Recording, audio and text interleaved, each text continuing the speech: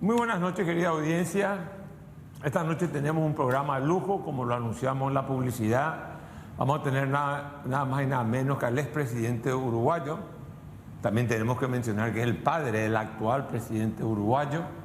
Pero más allá de su situación como expresidente de la República y como padre del actual presidente uruguayo, Lacalle Pou, que quiero ahora reconocerle a él y que le transmita a su hijo, que creo que fue el presidente que mejor gestionó la pandemia. El presidente para mí que mejor gestionó la pandemia. Por favor, si le puedo enviar mis felicitaciones. Pero quiero aclarar, y él nos va a aclarar después, que el apellido Lacalle Herrera es un apellido muy vinculado al Paraguay. Vamos a hablar de Lacalle Herrera, de Luis Alberto Herrera, que lleva una Asunción, lleva no solamente una calle lleva su nombre, sino un barrio entero lleva su nombre, un club de fútbol lleva su nombre, una escuela lleva su nombre. Él está acá para celebrar el 150 aniversario del nacimiento de un prohombre que fue un hombre muy grande y como todo hombre grande y que goza del privilegio de la inmortalidad, como decía alguien, quien se alimenta el árbol de la inmortalidad lo hace sin inmunidad. También fue un hombre polémico, fue un hombre combativo, pero lo que no podemos negar es que tuvo, y los Herreras tienen una suerte de romance con el Paraguay que empieza antes de la Guerra Grande. Por lo tanto, es un privilegio tenerlo a un hombre como Luis Alberto Lacalle Herrera. Vamos a hablar con él sobre el pasado, sobre el presente y sobre un futuro que muchas veces se presenta confuso y por sobre todas las cosas incierto. Presidente Luis Alberto Herrera Cuqui, ¿cómo estás? Qué placer de tener. Gracias, Mateo. Tenemos con el conductor una vieja amistad y me encanta estar en su programa, que sé que es muy visto y que vamos a tratar esos temas, pero tampoco creyendo que uno tenga soluciones, ¿no es cierto? Tiene opiniones sobre todo lo que se dice del futuro. Uno tiene algunas bases de razonamiento para tirar alguna línea, pero no es fácil porque estamos viviendo un presente muy cambiante, muy transformador. Hoy dijiste algo y nosotros los paraguayos somos vos conocés bien el Paraguay, nosotros los paraguayos somos un pueblo, digamos, que todavía sufre las consecuencias de esa guerra grande. Tu abuelo fue, como dijiste vos, y fue consagrado en un congreso de historiadores, el revisionista histórico por excelencia. ¿Qué significa ser revisionista histórico en América Latina y casualmente vinculado a la Guerra Grande, a la Guerra de la Triple Alianza? Es que yo creo que tiene que haber revisionismo aún ahora. En aquel entonces, la visión oficial era la de los vencedores, la de Mitre, la del emperador del Brasil, la de Venancio Flores, el representante del Uruguay, y el doctor Herrera con una tarea muy tenaz, muy seria, porque investigando, obteniendo documentos, informes, trabajando en los archivos, escribió la historia verdadera, es decir, revisó, por eso se llama revisionista la corriente, la historia que era un relato, porque ahora estamos hablando mucho del relato, y el relato es lo que se parece a la historia oficial. La historia es la verdadera y la que tiene que estar fundada en documentos y pruebas serias. Ahora estamos viviendo también. Ahora estamos viviendo porque hay todo un relato de la izquierda de Gramsci, la izquierda cultural, que es la más poderosa en Occidente, que escribe una historia que no es cierta, que está formada por grandes presiones de a veces a las ONG muy poderosas, un señor como Soros, que tiene una enorme cantidad de dinero y la aplica a lo que a él le parece correcto y entonces deforma la realidad. O sea que el revisionismo no es cosa del pasado. Tenemos que apelar a la historia verdadera. Por ejemplo, en mi país por un decreto de la época del doctor Tabaré Vázquez, se resolvió que la dictadura empezó en el año 68. La dictadura empezó en el 73, pero quedaban bien los que se habían levantado en armas, y entonces se hizo una historia a la medida. Entonces vean si es importante el revisionismo. Ahora, Luis Alberto Herrera, un intelectual, un hombre que dominaba tres idiomas, el español, el francés, el inglés, es un hombre que desde un enfoque revisionista escribe un nuevo relato de la guerra, en el sentido de que López no era el monstruo, el Paraguay no fue el origen de la guerra, no fueron las ambiciones hegemónicas o una vocación de expansión territorial la que provocó la guerra, sino que fueron otras circunstancias. Es así que, ¿qué dice a ese respecto Luis Alberto Herrera? Bueno, primero la historia diplomática, que es la relativamente más fácil de obtener porque se compone de notas, de tratados, de mensajes. Él la reescribió bajo el título de la diplomacia oriental en el Paraguay, porque su padre, Juan José Herrera, era el ministro de Relaciones de esa época del Uruguay. Y luego, por supuesto, la historia ha ido avanzando y ya no son los hechos bélicos o políticos solamente. Tenemos todas las versiones de que no se quería que el Paraguay elaborara su algodón, sino que lo vendiera sin elaborar. Toda esa maravilla del desarrollo hacia adentro de Carlos Antonio López molestaba a ciertos intereses, y entonces estaba en Gran Bretaña y estaban muchos intereses porque en Estados Unidos se estaba produciendo la guerra de la secesión, es decir, norte contra sur, y se resentían las cosechas de algodón, y el algodón era muy necesario. Es decir, vamos viendo que no fue solamente un empuje de ambición territorial, de reparto de tierra, sino también las influencias económicas que rodearon el empuje de la Triple Alianza.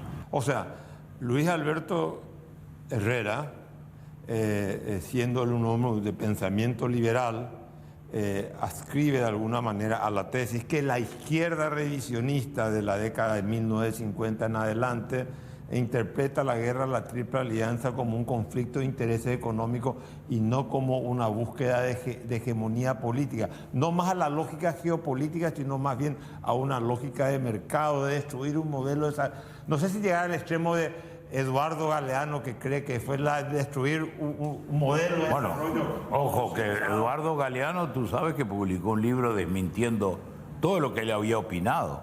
De las venas abiertas. Sí, sí. Fue la respuesta de Eduardo Galeano a Eduardo Galeano. El trucha Galeano, como le decíamos cuando era joven. No, yo creo que se ha ido como alejando el lente para que se vea un poco más.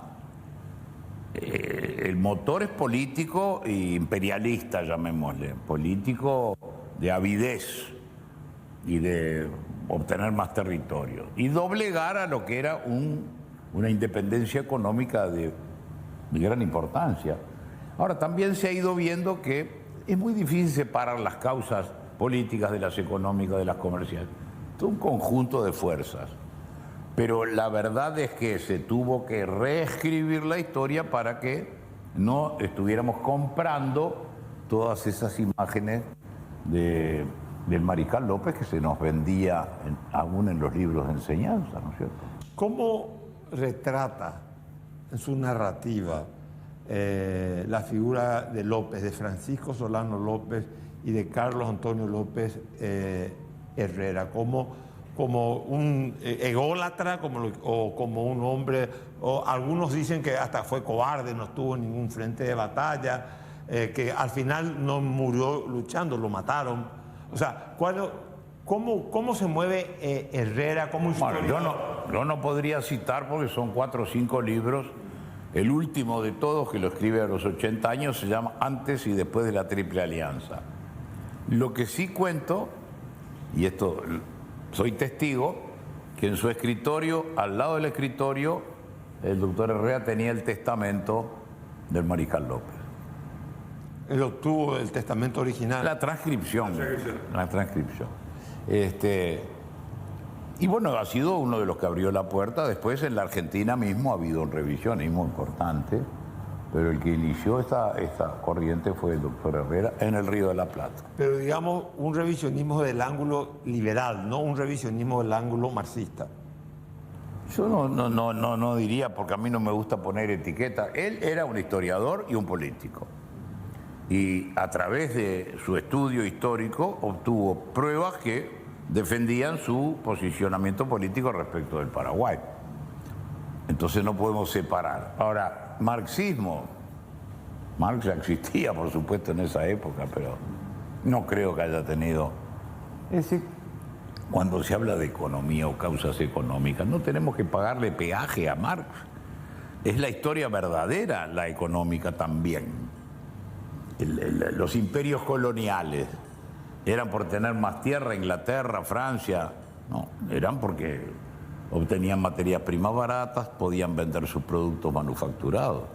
Pero no hace falta ser marxista para opinar eso. O sea, si le utilizamos el factor económico para entender la historia, me gustó eso, no hay que pagarle peaje a Marx. No, porque tampoco él es el dueño de la interpretación histórica. Él le da a su interpretación una consecuencia final, que es la abolición del capitalismo. Pero analizar económicamente no es patrimonio de los marxistas.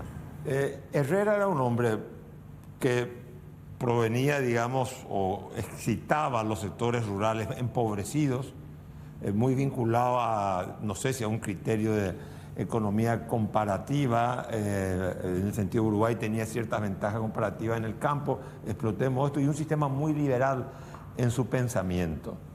Muchos le reprochan a Herrera su neutralismo en la Segunda Guerra Mundial, siendo que él era, digamos, un liberal de pensamiento. ¿Cómo se explica eso? Bueno, en la teoría, eso? ¿Cómo podemos...? El pensamiento político de Herrera Internacional está en un libro muy importante que se llama El Uruguay Internacional. Herrera parte de que lo importante para el Uruguay es el Uruguay, el segundo círculo el Río de la Plata, tercer círculo toda la América del Sur y así sucesivamente. Es una historia uruguayocéntrica, porque es la historia de un nacionalista y de un patriota. Él decía que allá estaba el imperio inglés, los alemanes, los japoneses, los Estados Unidos.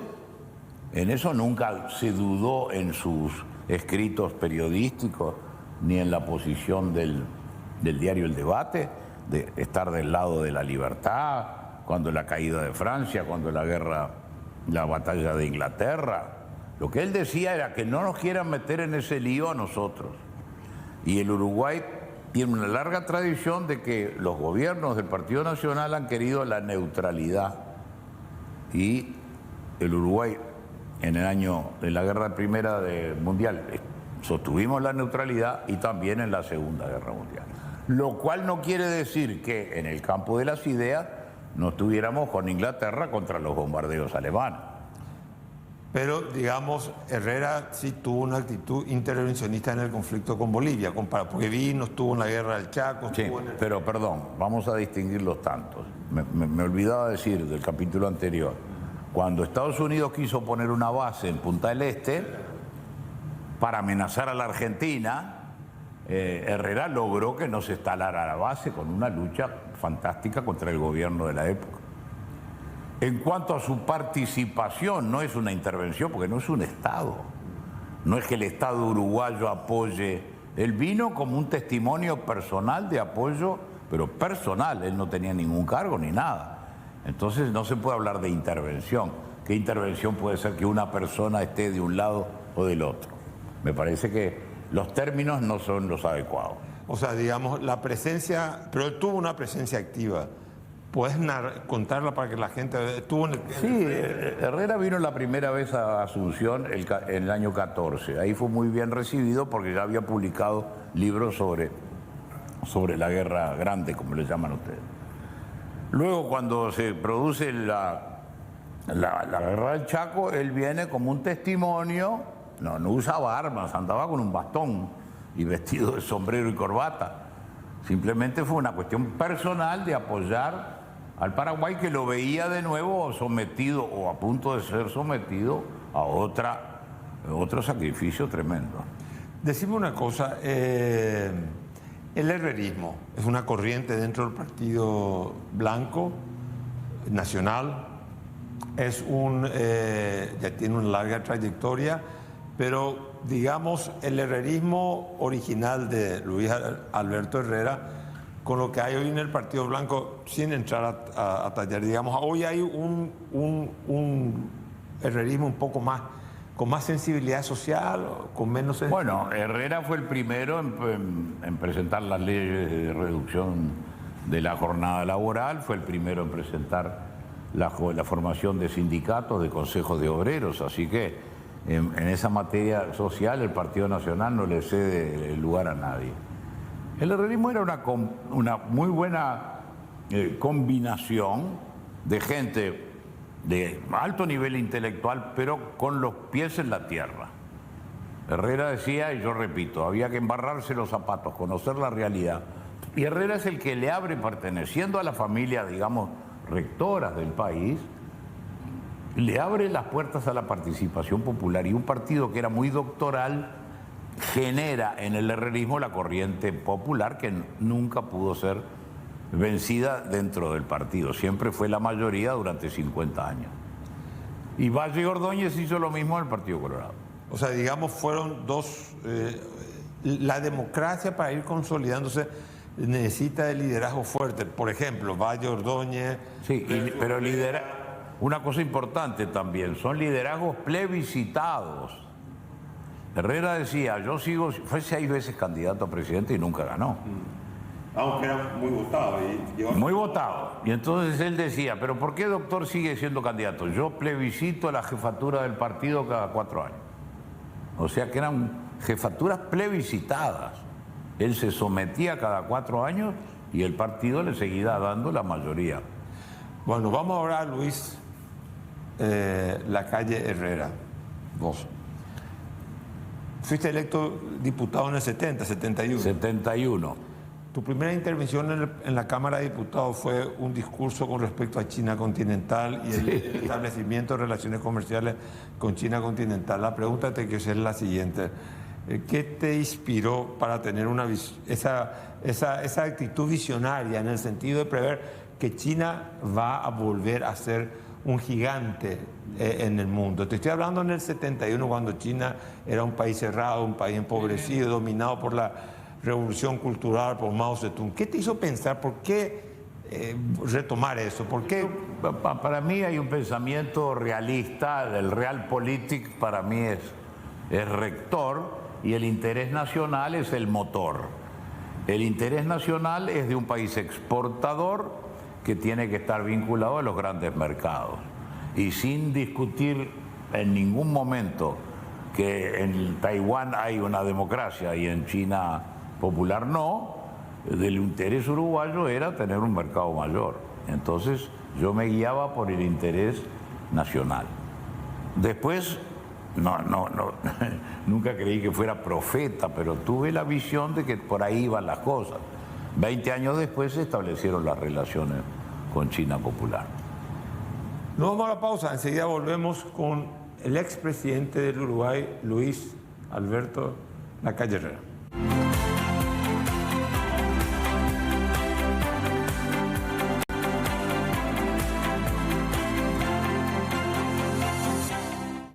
Seguimos con el expresidente uruguayo Luis Alberto Lacalle Herrera. En el año 2012, 2013, coincidí contigo en Lima, Perú. Nos invitó Mario Vargas Llosa a un encuentro de pensadores de tendencia liberal. Recuerdo que vos empezaste tu intervención con una frase que a mí se me quedó grabada, que decías vos: quien gana una elección no tiene la verdad, tiene que gobernar. ¿Qué quería decir con eso? Sí, la democracia no elige ni a los mejores ni a los más inteligentes, elige al que tenga más apoyo. Entonces, la legitimidad de origen, que es muy importante, es decir, que el poder de Juan o de Pedro surja de una elección limpia con todas las garantías, después tiene un complemento que es la legitimidad de ejercicio El presidente democrático tiene las manos muy atadas, porque toda su capacidad de iniciativa se tiene que concretar en leyes, en decretos, en ordenanzas, que son todas actitudes muy formales, tienen que cumplir las formalidades. Y en América pasa un poco que ha habido quienes han tenido una gran legitimidad de origen. Chávez, no hay duda de que fue votado por una enorme mayoría en Venezuela, pero cuando empezó a ejercer el gobierno, la legitimidad de ejercicio se perdió. Entonces, yo creo que cuando uno recibe el resultado, bueno, ahora hay que gobernar. Es decir, es un primer escalón, es la autorización para actuar. Y ahí es donde se ven los pingos, ¿no? Es muy difícil la gestión gobernativa. El doctor Herrera tiene una frase muy linda en su último discurso, en el año 59, después murió 30 días después, dice muy lindo, dice: seductor el ensueño, lo difícil darle carnadura, trasladar a los hechos lo que piensa afiebrado el pensamiento. De ahí la lucha entre lo que se quiere y lo que se puede. Y para mí ese es el centro. Entre lo que se quiere y lo que se puede está el trayecto de los gobernantes. Nunca es todo lo que uno quiere, pero hay que hacer todo lo que se pueda. ¿Por qué las democracias modernas, regionales y a nivel, es un fenómeno, yo noto que es universal? ¿Por qué la política le cierra la puerta al liderazgo como lo vi Alberto Herrera o lo que fuiste vos, lo que fue Sanguinetti? Figuras, digamos, que reunían no solamente los políticos, sino eran políticos o son políticos de convicción, de ideas, con escrituras, que podían escribir, publicaban libros. ¿Qué pasó con es que el electoralismo mediocriza toda la dirigencia política? Bueno, pero ahí tenemos dos nombres. El doctor Sanguinetti 2 veces fue elegido, yo fui elegido una vez. La misión de la elección es responder a los incentivos que da cada uno de los candidatos. Hay 1000 razones para votar a cada uno. Por ejemplo, la izquierda, que es hegemónica culturalmente, de ahí viene Gramsci, de ahí viene el pensamiento marxista último modelo, que es cultural, no económico. Eso tiene una fuerza tremenda, porque allí están, si tú eres un novelista, como eres exitoso, si estás en un país donde hay una cultura hegemónica de izquierda, el libro se le va a hacer un comentario, pero lo van a tirar. ¿Por qué? Porque no eres. Entre los profesores, si no eres, el exilio. Entonces, Gramsci, que es un gran pensador, un perdedor en la vida, un triunfador en la posteridad, ha diseñado este nuevo marxismo que ahora se compone de los grupos con derechos. Y entonces los indígenas, el medio ambiente, el agua, todo tiene una campaña destinada a excitar ese sector, porque considera que eso es lo esencial. El sistema democrático, al revés, trata de obtener el común denominador. ¿Cuál es el común denominador? El ciudadano. Es un poco tenue. Yo, por ejemplo, nunca conocí un ciudadano. He conocido carpinteros que son ciudadanos, policías que son ciudadanos, granjeros que son ciudadanos, médicos que son ciudadanos.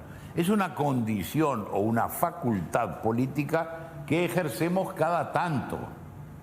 Una vez cada 4, una vez cada 5 años. Entonces yo creo que hay un libro muy bueno de un español cuyo nombre no me acuerdo, pero que centra el tema en la decadencia de la representación.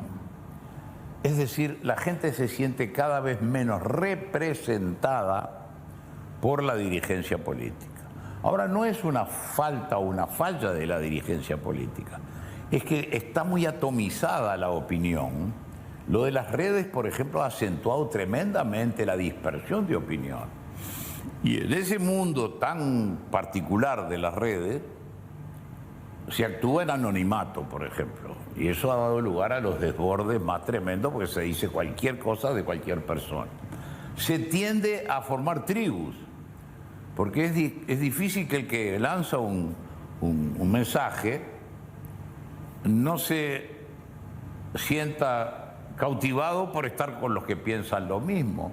Entonces, en lugar de ser el ágora donde todo el mundo va a discutir, la democracia directa, todas esas leyendas históricas, se ha convertido en el sumatoria de tribu, que se meten en su opinión como en un fuerte y están dispuestos a dar la vida porque ellos tienen razón. Entonces, ¿qué tienen que hacer los partidos? Los políticos. Primero, fortalecer partidos. Los partidos son esenciales, guste o no guste, porque ¿qué son? Son la correa de transmisión entre la masa votante y las jerarquías de gobierno.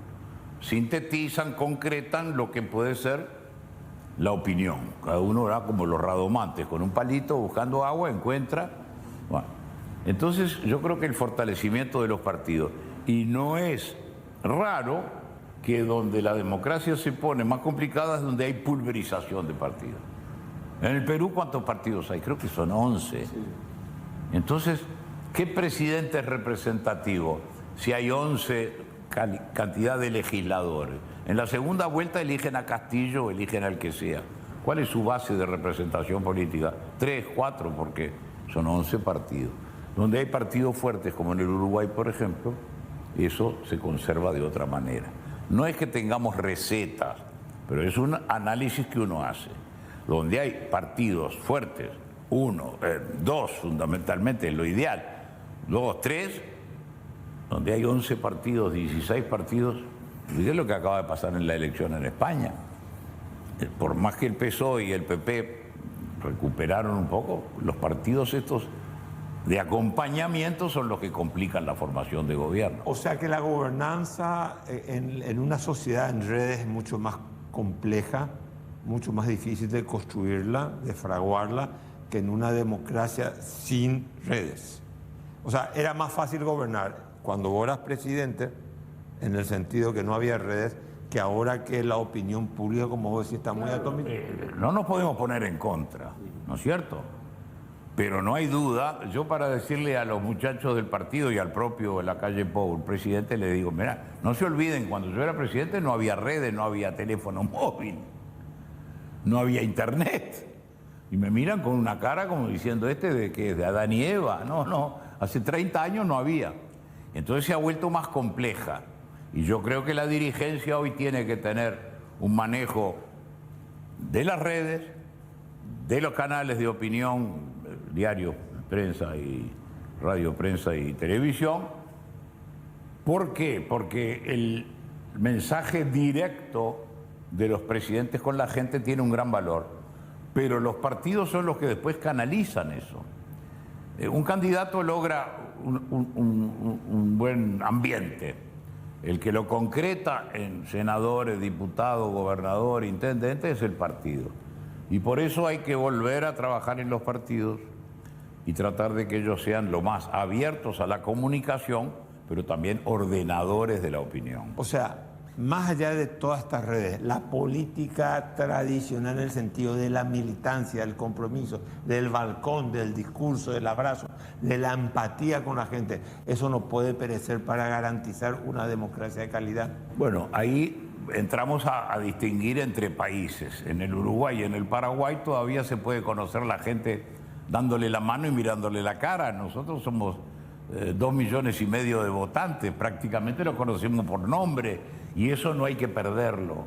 Pero aún en el Brasil o en Estados Unidos o en la India, 1,5 millones, 1.500 millones de gente, el contacto, aunque sea con una fracción del electorado, es lo que humaniza la política. Los técnicos y los asesores son muy necesarios, pero cuidado con quedarse con esa opinión. Lo mismo que las encuestas. En España engañaron a la gente las encuestas. Ahora, ¿el político qué puede hacer con las encuestas? ¿Obtener de ellas un rumbo? Sí. ¿Creerlas que son la verdad? No. Porque la encuesta es como el termómetro. Pone el termómetro, tiene 38,5. Muy bien. Es una fiebre al principio.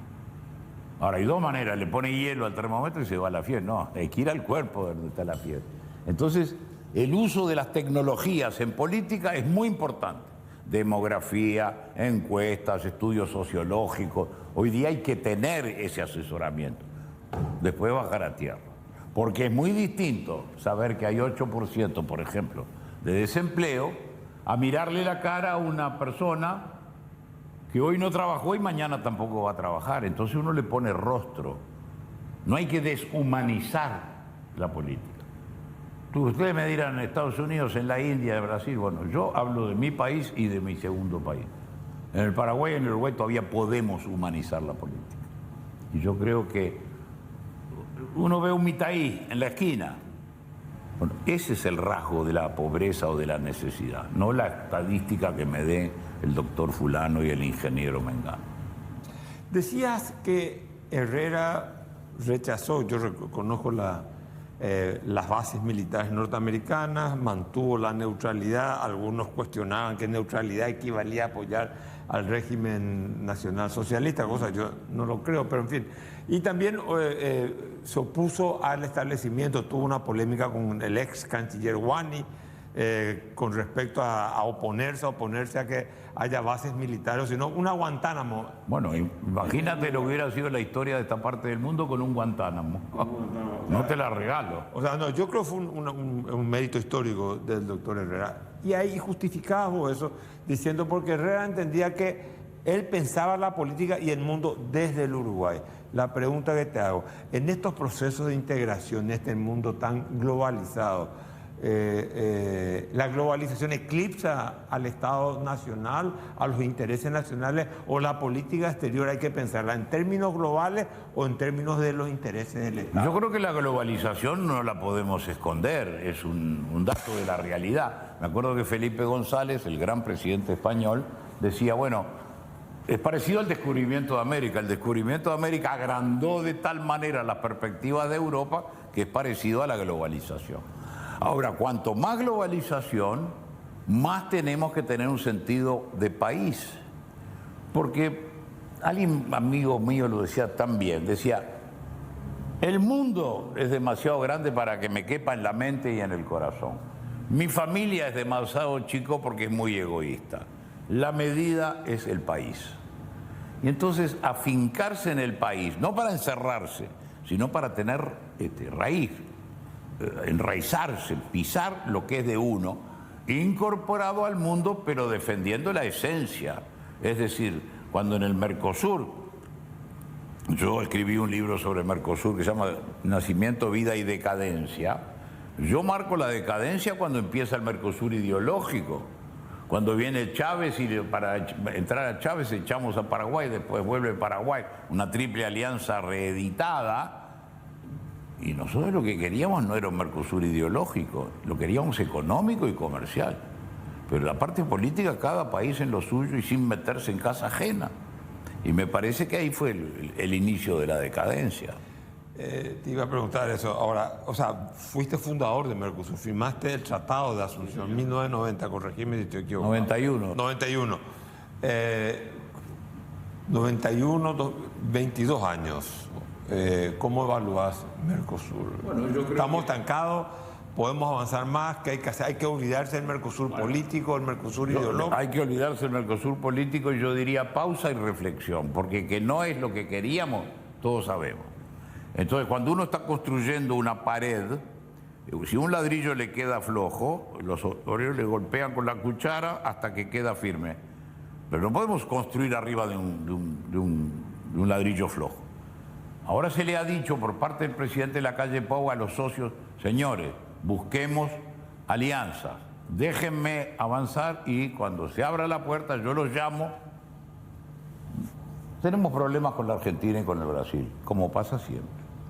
La Argentina es un país que, con todo respeto, está en un momento de gran crisis. El Brasil siempre tiene ese desplazamiento.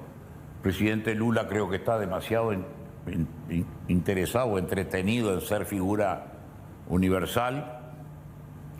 Allá él. Entonces creo que al Mercosur hay que cambiarle un poquito el traje. Parece que el hecho de que Lula se preocupe más de Ucrania que de Mercosur, eso no es una actitud conducente a resolver los problemas de Mercosur. Sí, fíjense, tenemos 20 y pico de años de negociación con Europa. Europa, si mañana firma, después tiene que ir a 27 parlamentos la aprobación. No lo van a borrar los 27 parlamentos, porque allí hay un sentido nacional. Francia defiende a sus granjeros, Polonia también, Irlanda también.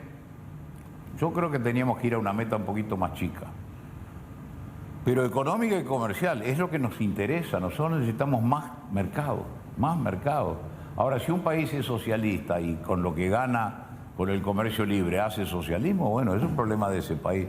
Si el otro es de otra manera, de otra manera. Pero que si no aumentamos la prosperidad, nadie puede hacer políticas sociales.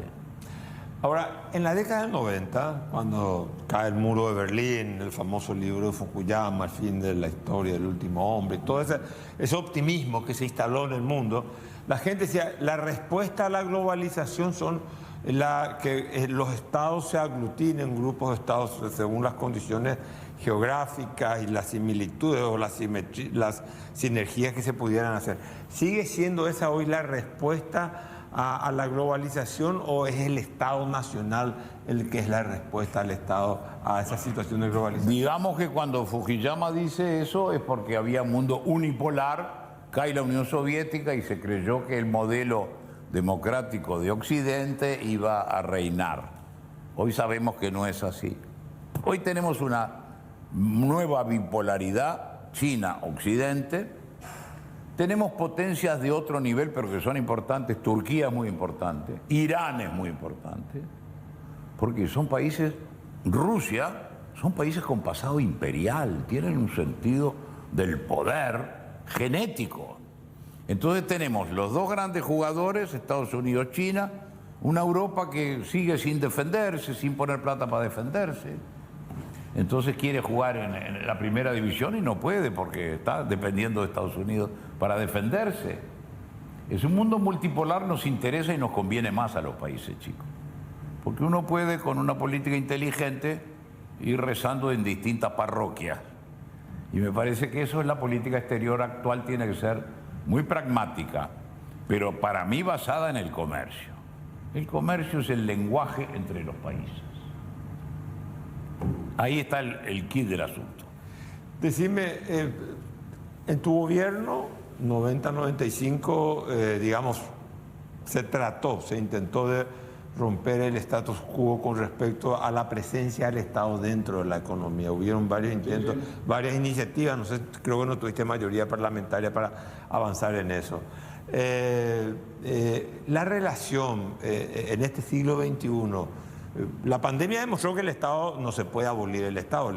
No, porque nunca sostuvimos eso nosotros. Pero mi pregunta es la relación Estado, mercado y sociedad se funda en tierra movediza. En el siglo XXI, ¿cómo vos ves, o mejor dicho, cómo se debe manejar esa relación? Hay que tener la actitud neoliberal de decir, privaticemos todo, apostemos al valor de la moneda solamente, posterguemos las políticas, o hay que tener una visión, llamémosle populista, de expandir el gasto público a partir de irracionalidades o a partir de cuestiones de un mandato político. No, expando el gasto. Yo creo que ni lo uno ni lo otro. Hay que tener noción de los instrumentos. El Estado es un instrumento muy importante, subsidiario, y tiene que hacer lo que solo puede hacer el Estado: cuidar el medio ambiente, la educación pública, la salud pública, el orden y la defensa, y la política exterior. Todo lo que sea industria y todo lo que sea comercio tiene que ir al sector privado. Y nosotros no era que estuviéramos contra el Estado, sería una especie de teoría tonta, y uno no es tonto. No queríamos un Estado que refinara petróleo, que fabricara cemento. Y entonces actuamos en ese sentido y logramos desmonopolizar los seguros, desmonopolizar el puerto, desmonopolizar los alcoholes. No pudimos asociar las empresas al capital privado, pero lo intentamos y muchas cosas se logró. Y ninguna de nuestras reformas ha sido transformada ni cambiada ahora. Y bueno, ese es un poco el resultado de todo. Y hay que seguir en las reformas económicas para profundizar el mercado y al mismo tiempo fortalecer la presencia social del Estado. ¿Esa es la tendencia que hay que seguir? Es que yo creo que lo que tengamos de fortaleza del Estado es para devolverlo en servicios, mejorar la salud, la educación, como dijimos recién. Pero no meternos en aventura. El Uruguay con la compañía de cemento pública pierde 20 millones de dólares por año. A mí que no me digan que eso es soberanía. Volvemos en un ratito después de la pausa.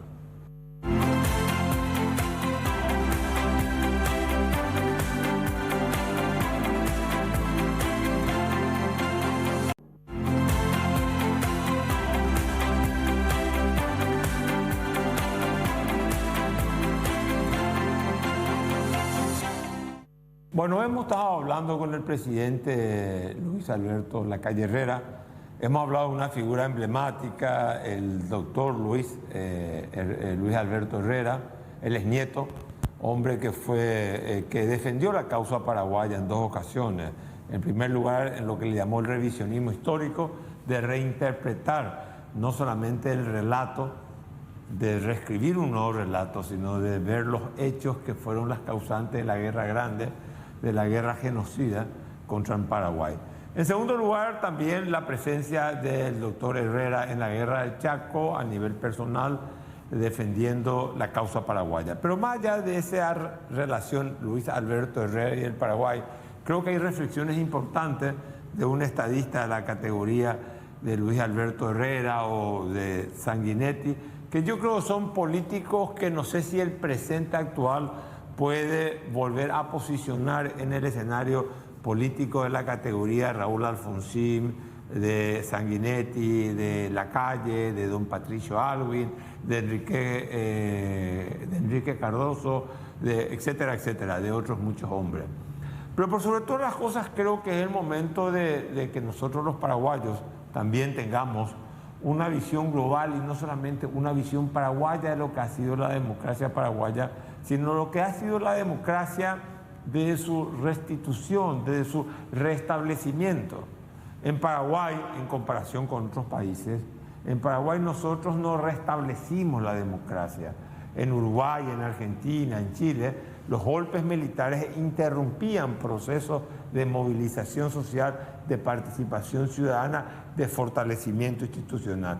Es cierto, en un ambiente de convulsión social y crispación política. En el Paraguay en 1989 lo que nosotros hicimos creo que es instalamos la democracia, porque las democracias anteriores eran democracias de procedimiento, pero con muchas, digamos, precariedades desde el punto de vista institucional. Veníamos de casi del 40 hasta en procesos de gobiernos militares y dictaduras que fueron longevas, como la del general Alfredo Stroessner. Pero ¿qué ha sucedido con la democracia? Bueno, la democracia funciona, la democracia es el mejor de todos los peores, digamos, en el sentido que un sistema que tiene imperfecciones, pero que es donde mejor se convive racionalmente, y aparte de eso es un sistema que permite que se pueda avanzar en el campo social, que se pueda avanzar en el campo de las reformas económicas y por sobre todas las cosas, la democracia, al hacer coincidir la soberanía popular con la división de los poderes del Estado, apuntala a un proceso institucional que hace que los países puedan ser flexibles para poder acoplarse a los gobiernos y a los procesos, mejor dicho, globales.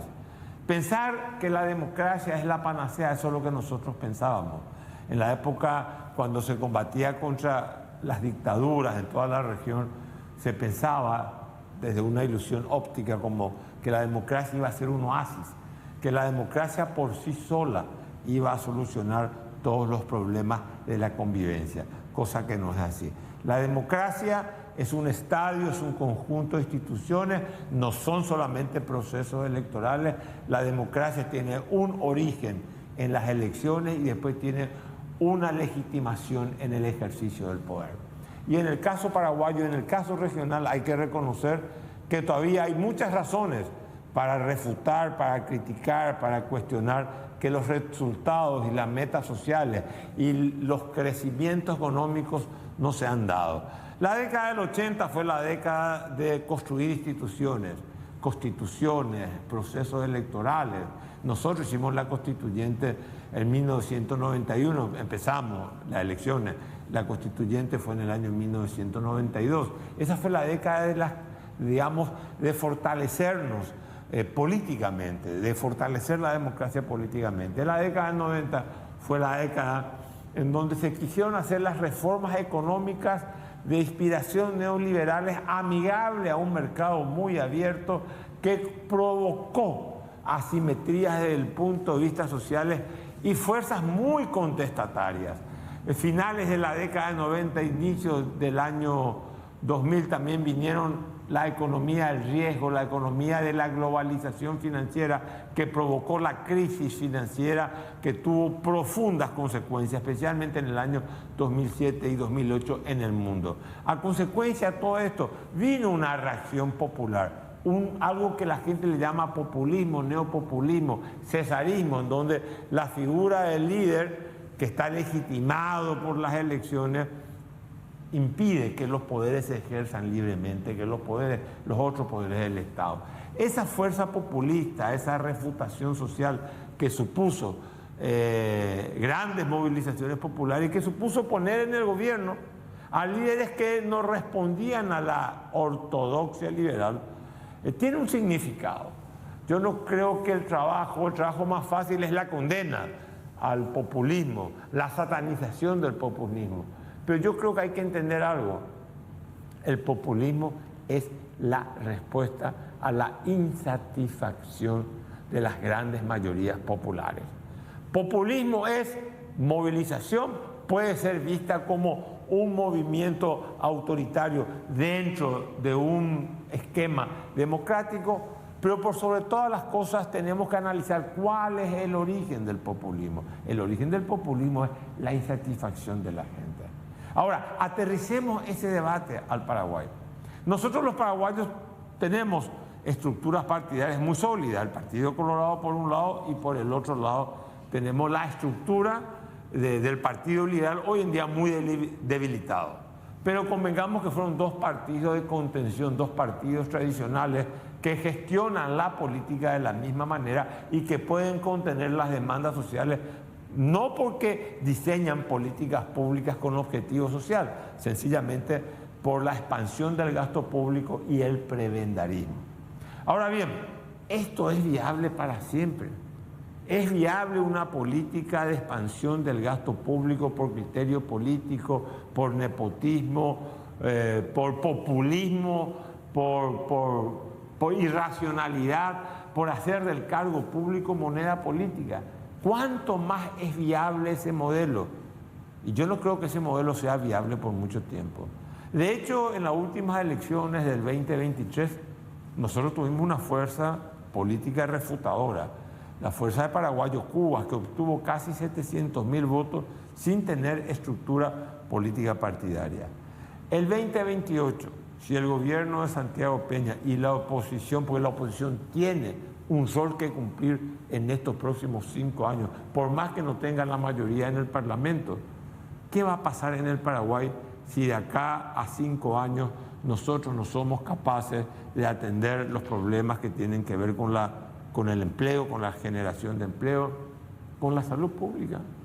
Enfermarse en el Paraguay puede significar que una familia termine quebrada desde el punto de vista económico, tenga que vender, hipotecar su terreno, su propiedad, que se le licúen todos los pequeños ahorros que pudo haber juntado, acumulado, ahorrado, acopiado durante toda su vida.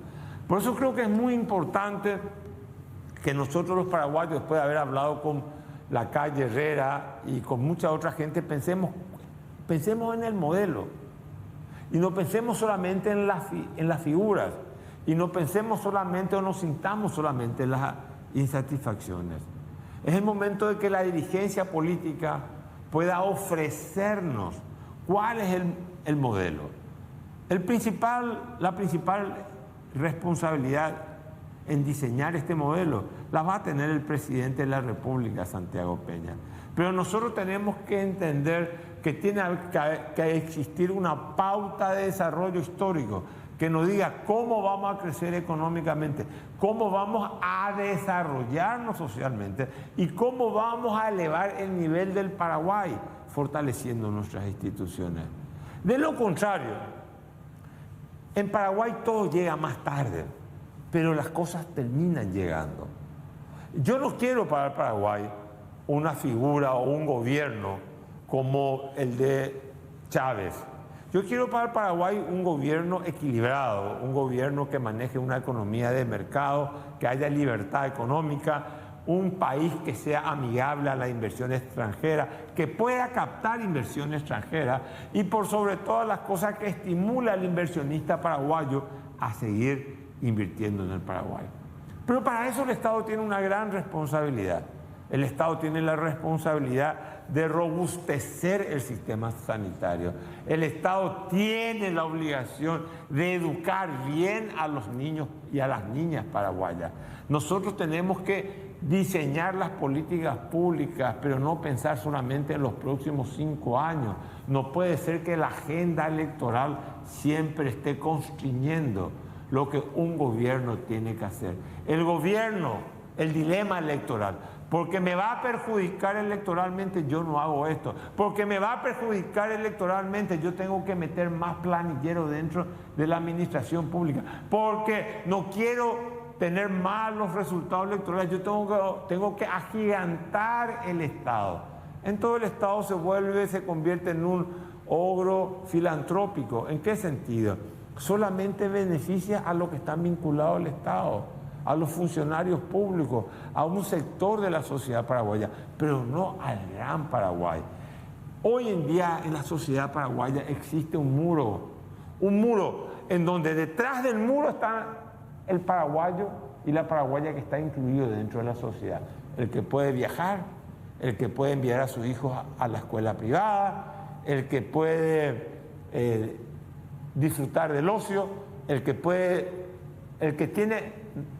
no tiene que preocuparse de llegar a fin de mes, y después está el paraguayo que está fuera del muro. Y ese es el paraguayo que no sabe si va a llegar a fin de mes, que tiene un trabajo precario, que su señora tiene que trabajar, él y su señora tienen que trabajar y apenas llegan a fin de mes, con la amenaza de que si se enferman pueden perder lo poco que han ahorrado. Estas últimas reflexiones, después de hablar con el presidente Lacalle Herrera, nos sirven para pensar de que la democracia nunca es un estadio final, que la democracia es perfectible, de que la gestión del Estado se somete siempre a criterios políticos, y quiera Dios que nuestros próximos gobernantes tengan la lucidez y la inteligencia de poder llevarnos a un horizonte mucho más amplio, a un horizonte con más luz, a un horizonte con más libertad, con más justicia social, con más trabajo y con más progreso. Nos vemos el martes que viene. Y como decía mi amigo Humberto Rubín, una noche más.